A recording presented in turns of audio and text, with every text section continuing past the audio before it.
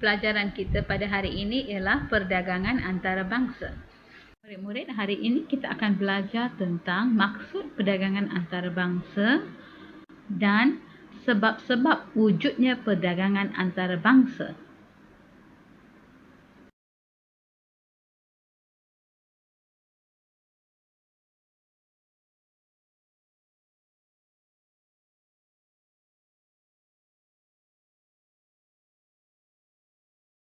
Mari kita lihat maksud perdagangan antarabangsa ya. Okey. So perdagangan antarabangsa ini adalah merujuk kepada urusan jual beli barang dan perkhidmatan antara sebuah negara dengan negara yang lain. Maksudnya ia melibatkan negara luar. Baik, contohnya ialah seperti Malaysia mengimport. Okay, mengimport tu maksudnya ialah membeli dari luar negara. Okay, iaitu Malaysia mengimport apple dari negara Australia. Contoh kedua pula ialah Malaysia mengeksport. Mengeksport maksudnya Malaysia menjual barangan ke luar negara. Okay, contohnya Malaysia mengeksport minyak kelapa sawit ke Amerika Syarikat.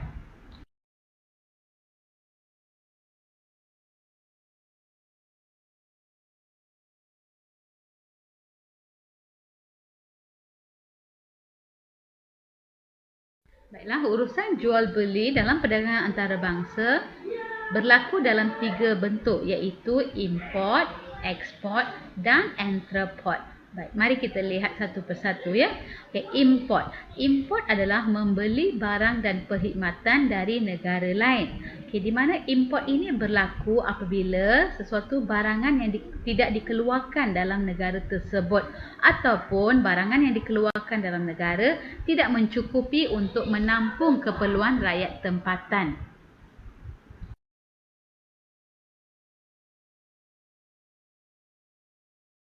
Apa pula ekspor? Okey, ekspor ialah menjual barang dan perkhidmatan kepada negara lain. Baik, ekspor ini pula berlaku apabila pengeluaran barangan sesebuah negara melebihi penggunaan ataupun keperluan rakyat negara tersebut. Okey, contohnya seperti Malaysia mengekspor getah, kelapa sawit dan petroleum ke luar negara. Itu merupakan satu aktiviti mengekspor. Baiklah, apakah pula entrepot? Okey, entrepot ialah satu aktiviti membeli barang dari luar negara dan seterusnya memproses kemudian menjual semula kepada negara lain. Di mana ia berlaku apabila sesebuah negara memproses barangan yang mereka import dan kemudian mengeksportkannya semula ke negara lain. Okey, contohnya seperti Malaysia mengimport bahan kimia dari luar negara dan seterusnya mereka memproses bahan tersebut untuk mengeluarkan produk petrokimia bagi tujuan mengeksport semula ke luar negara. Baik, sekarang cikgu harap kamu dah faham tentang 3 bentuk perdagangan antarabangsa. Sekarang mari kita lihat apakah sebab-sebab wujudnya perdagangan antarabangsa.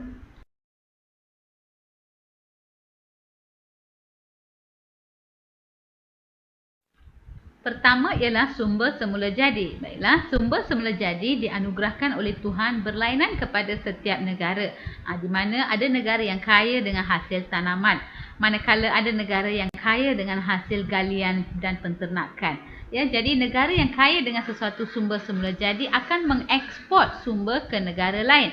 Contohnya seperti negara yang kaya dengan minyak petroleum ya, seperti Arab Saudi dan Iran. Mereka akan mengeksport minyak ke negara lain.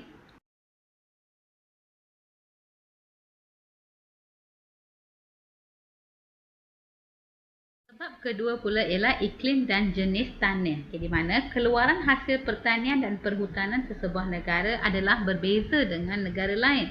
Ini disebabkan oleh perbezaan iklim dan juga jenis tanah.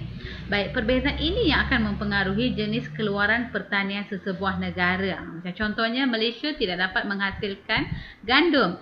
Jadi negara perlu mengimport hasil gandum dari negara lain untuk memenuhi keperluan rakyatnya. Baik, contoh lain ialah Malaysia dianugerahkan Tuhan dengan iklim khatulistiwa. Maka jenis tanah kita adalah sesuai untuk penanaman kelapa sawit.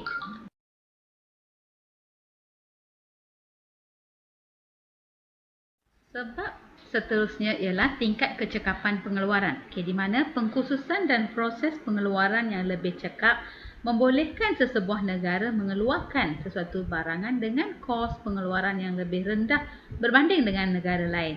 Maka kecekapan pengeluaran hasil daripada kos faktor pengeluaran yang murah mendorong mereka untuk menghasilkan lebih banyak lagi pengeluaran.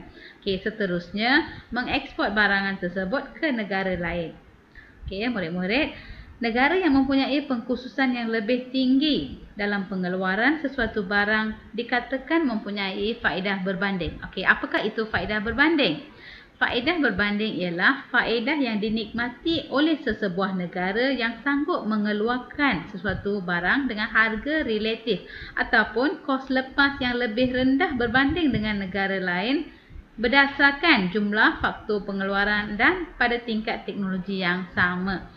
Contohnya seperti Amerika Syarikat, di mana mereka mengkhusus dalam pengeluaran kapal terbang telah mengeksport barang ini ke negara-negara lain.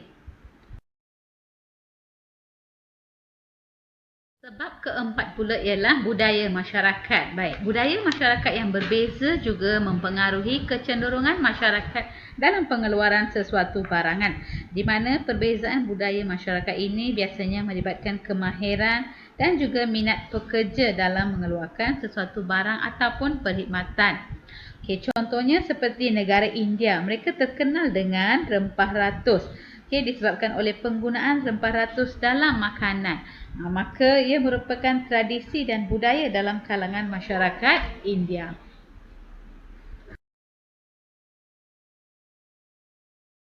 Kelima pula ialah harga faktor. Di mana harga faktor-faktor pengeluaran. Baiklah murid-murid, recall semula ya. Apakah itu faktor-faktor pengeluaran? Faktor pengeluaran ialah seperti buruh, tanah, modal dan juga usahawan. Di mana faktor-faktor ini akan mempengaruhi pemilihan teknik pengeluaran bagi sesuatu barang dan perkhidmatan. Contohnya, bilangan buruh yang banyak dan kadar upah yang lebih murah di negara seperti India, China membolehkan mereka membuat pengkhususan dalam pengeluaran tekstil dan pakaian serta barang elektronik yang berintensifkan buruh, di mana menggunakan buruh yang banyak dalam proses pengeluaran. Manakala negara seperti Amerika Syarikat dan Jepun pula yang secara relatifnya mempunyai barang modal yang lebih murah dan cekap akan mengkhusus kepada pengeluaran barang seperti kapal terbang, kereta dan jentera yang berintensifkan modal.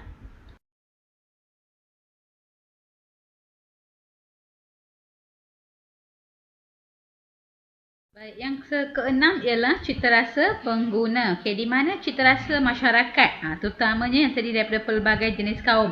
Seperti di Malaysia kita terdiri daripada berbilang kaum kan, Melayu, Cina dan India. Jadi adalah berbeza dan sukar dipenuhi dengan pengeluaran barang dan perkhidmatan dalam negara sahaja. Oleh itu, para peniaga mereka mengimportlah pelbagai jenis barang dari luar negara untuk memenuhi citarasa pengguna yang berbeza ini. Sebab apa kita ni, contohnya seperti masyarakat Cina, mereka lebih suka barangan seperti herbal. Maka pengimport tempatan akan mengimport herbal tradisi dari negara China. Manakala bagi masyarakat India pula, mereka suka rempah ratus. Jadi jenis-jenis rempah dari India akan diimport untuk memenuhi kehendak kaum India.